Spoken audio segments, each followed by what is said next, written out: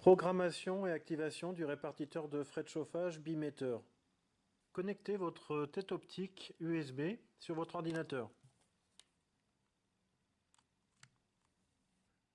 Votre tête optique va vous servir à communiquer avec le répartiteur pour envoyer votre programmation à l'intérieur via ces deux diodes. Pour rechercher sur quel port COM votre tête optique est branchée, ouvrez le panneau de configuration et recherchez le gestionnaire de périphériques.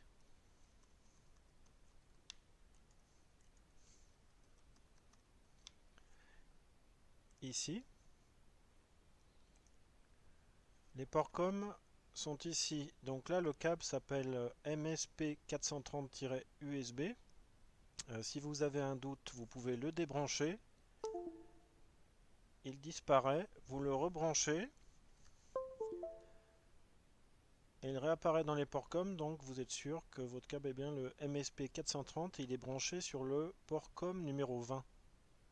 Ouvrez le logiciel Bimetering avec votre identifiant et votre code administrateur.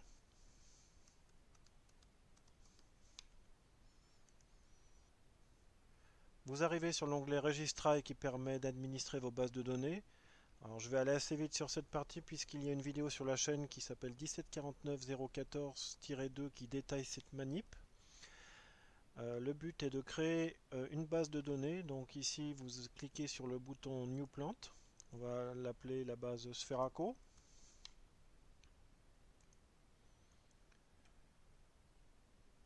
Créer un node. Un node, alors c'est un groupe de listes. Dans ces listes, vous pourrez avoir des compteurs d'eau, des compteurs d'énergie, des répartiteurs de frais de chauffage. Donc je vais l'appeler à nouveau Spheraco. Et créer ma liste de répartiteurs de frais de chauffage pour mon immeuble. Donc on clique sur Add List. On va l'appeler répartiteur. Il faut bien sélectionner Heat Cost Allocator qui veut dire répartiteur de frais de chauffage en anglais. Save. Donc j'ai créé mon immeuble Spheraco et ma liste de répartiteurs de frais de chauffage ici. Il faut connecter votre tête optique avec le logiciel. Alors pour l'ouvrir, ça va se passer ici. Donc la zone RFM sert à l'antenne USB, ce sera pour la lecture des répartiteurs. Là on est sur le câble optique, donc c'est le IR port. On a vu qu'il était branché sur le COM20, donc le logiciel a trouvé le bon port COM. Sinon vous pouvez le changer ici. Et vous cliquez sur Open IR. Voilà, maintenant votre câble optique communique avec le logiciel. Maintenant vous pouvez commencer à programmer vos répartiteurs. Ça va se passer dans l'onglet Configuration. La première chose à vérifier via le bouton Manage Encryption, c'est que la case individuelle AESK est bien cochée. Et ensuite vous faites Save.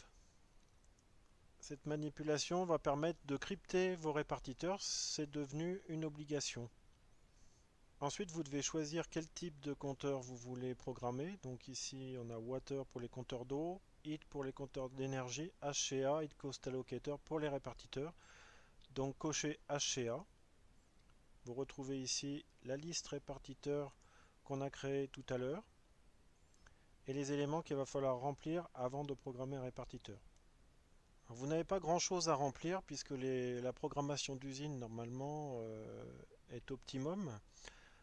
Donc si on prend les zones une par une, ici vous avez hydroclimat RFM ou hydroclimat externe.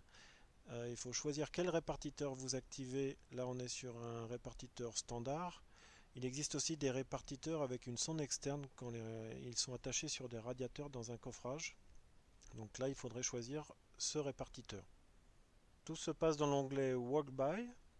Donc vous avez plusieurs zones. Ici la zone qui va définir, alors cette première zone ici, ça définit le jour de clôture. Donc par défaut vous êtes le 1er septembre. Donc le calcul se fait du 1er septembre au 31 août. Si vous voulez être du 1er janvier au 31 décembre, vous pouvez changer ce jour. Et ici les mois où le répartiteur va être actif. Donc bien sûr en été, pour économiser la batterie, on l'éteint. Après, il peut y avoir plusieurs possibilités au niveau des modes de fonctionnement.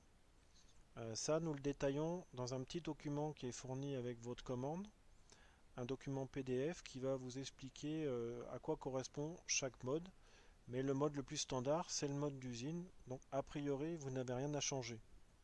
Alors voici le petit PDF qui vous explique pour un démarrage rapide les fonctions des répartiteurs. Donc au début, vous avez déjà explicatif des affichages qui sont sur le répartiteur. Et à ce niveau-là, on vous explique les différences entre les modes standard, été, le mode éteint au niveau du paramétrage du répartiteur. Vous avez aussi d'autres informations intéressantes pour vous faciliter l'installation. Donc, il est fourni avec votre matériel, sinon appelez-nous, nous vous l'enverrons. Cette zone définit les horaires et les jours de transmission des répartiteurs. Donc par défaut, vous ne pouvez pas la changer. Après, vous pouvez quand même intervenir si vous passez sur le mode Advanced, où là, on peut intervenir sur les critères ici et ici. Donc là, le répartiteur transmet les données toutes les 60 secondes, de 6h à 20h, du lundi au vendredi, tous les mois de l'année. Avec ces paramètres, vous avez une durée de vie de batterie approximative de 12 ans et 3 mois ici. Ici, vous avez la zone Send Historical qui est cochée par défaut pour vous permettre d'avoir des historiques des consommations dans vos relevés. Et la zone Data Encryption qu'il faut laisser cocher et qui permet donc de coder vos répartiteurs. La zone la plus importante est celle-ci, où vous allez devoir renseigner le coefficient KC qui est le coefficient de sonde et le coefficient KQ qui est le coefficient de puissance du radiateur. Je vais vous montrer comment trouver ces deux coefficients. Pour le premier coefficient, le coefficient KC de sonde, Bimeter fournit une documentation qui vous permet de le trouver. Elle est sur la clé USB qui est fournie avec votre matériel. Donc le fichier s'appelle liste des coefficients KC Bimeters. Et en fonction du type de radiateur, donc vous avez un peu tous les radiateurs existants, vous avez ici des coefficients. Donc si on prend ce radiateur, il faut regarder la version de votre répartiteur. Elle est marquée sous le répartiteur. Normalement, actuellement, ce sont des 2.9 OMS. Donc ici, les versions de répartiteur. Donc version 2.9 ici ou ici. La différence, ça va être où vous montez le répartiteur. Donc vous pouvez le monter soit à 66% de hauteur sur le radiateur, soit à 75% de hauteur. Donc si vous le montez à 75% de hauteur, le coefficient KC à rentrer, avant d'activer le répartiteur, est 1,019 pour ce type de radiateur. Dans la zone KC, vous pouvez rentrer 1,019. Et ensuite, il faut trouver le coefficient de puissance du radiateur. Donc si votre radiateur fait 5000 watts, cliquez sur la calculatrice, rentrez 5000 dans Radiator Power. Référence Power est toujours 5000, donc vous n'avez pas à le changer. Ensuite, vous faites Save et votre coefficient KQ est 1. Si je mets 1000 kW, le coefficient KQ est 0,2. Donc vous voyez que si vous gardez les paramètres d'usine, vous n'avez quasiment rien à remplir à part le coefficient KC et le coefficient KQ. Le bouton Save KC KQ permet de sauver les paramètres que vous venez d'enregistrer avec un nom. Par exemple, on va l'appeler Spheraco.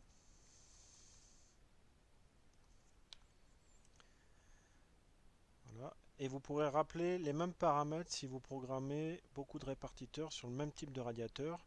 Ici, vous voyez, je retrouve mon enregistrement Spheraco avec mon KC à 1,019 et mon KQ à 0,2 pour gagner du temps.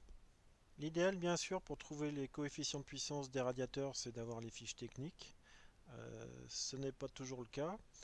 Donc on vous fournit un outil qui vous aide et il s'appelle, ici dans base de données de puissance, aide technique et base de radiateur ou radiateur fini métal. Nous avons référencé tout un tas de radiateurs anciens que vous pouvez, qui ont été montés un peu partout. Dans cette doc, vous allez trouver, en fonction des types de radiateurs et des dimensions, les puissances que vous pouvez appliquer à vos répartiteurs. L'important c'est de garder la même logique sur tout l'immeuble pour que le calcul soit équitable entre les différents appartements. Si vous voulez utiliser une même configuration pour un nombre important de répartiteurs, vous pouvez sauver la configuration qui est à l'écran ici, lui donner un nom,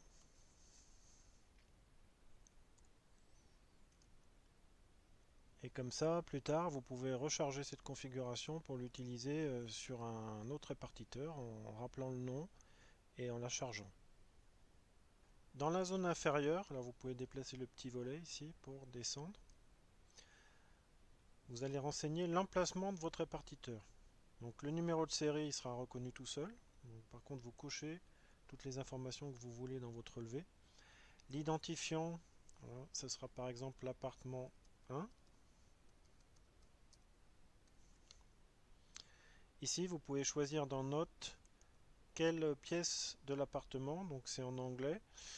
Si on veut living room, par exemple le salon, et s'il y a plusieurs radiateurs dans le salon, dans Name, vous pouvez par exemple marquer répartiteur ou radiateur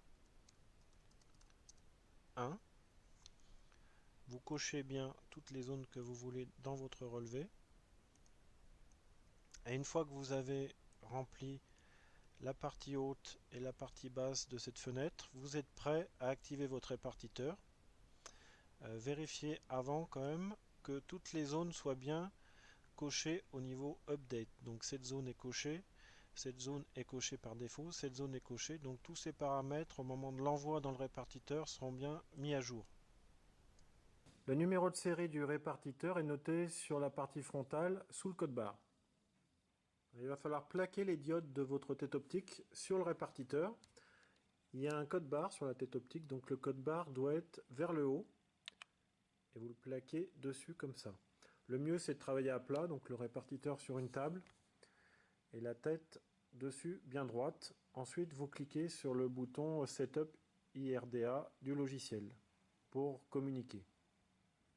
Le bouton que vous allez utiliser pour communiquer entre le logiciel et votre tête optique vers le répartiteur est le bouton Setup from IRDA ici. Donc avant d'appuyer dessus, bien sûr, il faut avoir activé le câble optique. On voit ici un message qui montre que le répartiteur a été reconnu et mis à jour. Ensuite, sélectionnez votre liste et cliquez sur le bouton Insert. Voilà, le répartiteur apparaît ici. Il vient d'être ajouté à votre liste. Donc si je retourne dans l'onglet Registrail, j'ai bien un répartiteur dans ma liste répartiteur qui est ici. Et si je clique dessus, j'ai les éléments rentrés, donc radiateur 1, living room, avec le numéro du module. Donc vous pouvez aussi agrandir les cellules. C'est les données que vous retrouverez dans votre fichier d'exportation. Pour activer les autres répartiteurs de l'appartement 1, vous allez changer uniquement la salle éventuellement ici, le numéro du radiateur. Si le radiateur est différent, le coefficient KC ou KQ. Et à nouveau, plaquez votre tête optique, appuyez sur le bouton Setup IRDA et insérez le deuxième répartiteur toujours dans votre liste et ainsi de suite pour paramétrer tout votre immeuble. Dans l'onglet Registrail, vous pouvez intervenir si vous voulez changer par exemple le nom du radiateur ou un autre paramètre. Vous pouvez double-cliquer sur le module concerné, ici rajouter des éléments ou les modifier et enregistrer. Donc tous vos répartiteurs dans votre base de données Registrail sont modifiables et ils sont sauvegardés dans votre plante. C'est pour ça que nous vous conseillons fortement, une fois que vous avez terminé d'implanter un immeuble, de faire une exportation du fichier base de données et de le sauvegarder sur un support autre, une clé USB ou un autre ordinateur. Parce que si vous perdez l'ordinateur, vous devrez tout refaire. Avec ce fichier de sauvegarde, vous pouvez tout réinstaller sur un autre ordinateur, en l'important ici. Une fois tous les répartiteurs installés, vous pouvez passer à la phase de relevé. Donc pour le relever, vous n'aurez plus besoin du câble tête optique, il ne sert qu'à la programmation des modules répartiteurs. Vous aurez besoin de l'antenne de réception USB 1749007 pour la référence. Connectez votre antenne de réception USB sur votre ordinateur. Vérifiez dans le panneau de configuration, gestionnaire de périphérique, sur quel port COM elle est branchée. Donc elle s'appelle RFM RX2, ici elle est branchée sur le COM 10. Retournez dans Bimetering. La connexion de l'antenne se passe ici, RFM port. Donc le COM 10 a bien été trouvé, sinon vous pouvez le changer. Cliquez sur Open RFM. L'antenne communique bien maintenant avec le logiciel et est prête à relever les répartiteurs. Sélectionnez la liste que vous souhaitez relever dans Registrail ici et allez dans Readings. Donc là, il vient de trouver mon répartiteur, il est déjà vert. Donc si je veux refaire une lecture, je vais cliquer sur Delete Readings. Là, il va attendre les 60 secondes puisque le répartiteur communique toutes les 60 secondes et il va à nouveau passer vert. Quand tous vos répartiteurs sont verts, votre relevé est terminé, vous pouvez l'exporter. Mon répartiteur est redevenu vert, est à nouveau capté, donc pour exporter mes données, je peux choisir soit le format CSV, soit le format XML, en fonction des logiciels qui sont sur votre PC et des versions Excel. Testez le format qui fonctionne avec votre ordinateur. Par exemple CSV avec mon Excel à moi. Je l'enregistre sur le bureau, je vais l'appeler lecture. Je clique sur Next et à nouveau sur Next. Le fichier est exporté. Il est sur mon bureau, lecture. On retrouve un fichier avec toutes les données qu'on a renseignées au moment de l'activation, la consommation, les historiques, etc. qui vous serviront à la facturation. La colonne qui vous intéresse en priorité dans le relevé Excel, c'est la colonne O, Actual Consumption, qui correspond à la consommation du répartiteur au moment où vous faites votre relevé. Au niveau de la lecture, ici, vous avez des alarmes possibles. Donc, si le répartiteur est vert, tout est OK. En rouge, c'est probablement que quelqu'un l'a arraché ou a essayé de l'enlever. Et en orange, c'est que le logiciel n'arrive pas à lire la clé de cryptage OMS du répartiteur. Il y a deux écoles pour le montage des répartiteurs. Première solution, vous montez tous les répartiteurs sur les radiateurs. Vous mettez le capuchon plastique anti-alarme. Et vous venez paramétrer vos répartiteurs directement dans les appartements avec votre PC. Pour moi, la méthode la plus rapide, c'est quand même d'activer les répartiteurs au bureau, donc sans le capuchon. Ensuite, vous allez les mettre sur les radiateurs, mais ils sont en alarme puisque le capuchon n'a pas été mis. Une fois qu'ils sont montés, vous mettez le capuchon. Et là, il va falloir enlever l'alarme rouge via l'onglet configuration. Je vais vous montrer comment faire.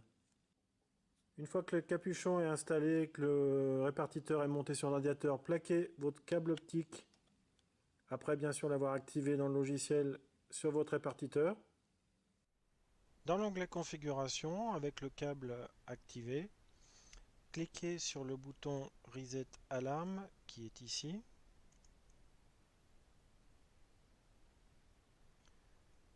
Et donc l'alarme a été effacée. La prochaine lecture sera verte.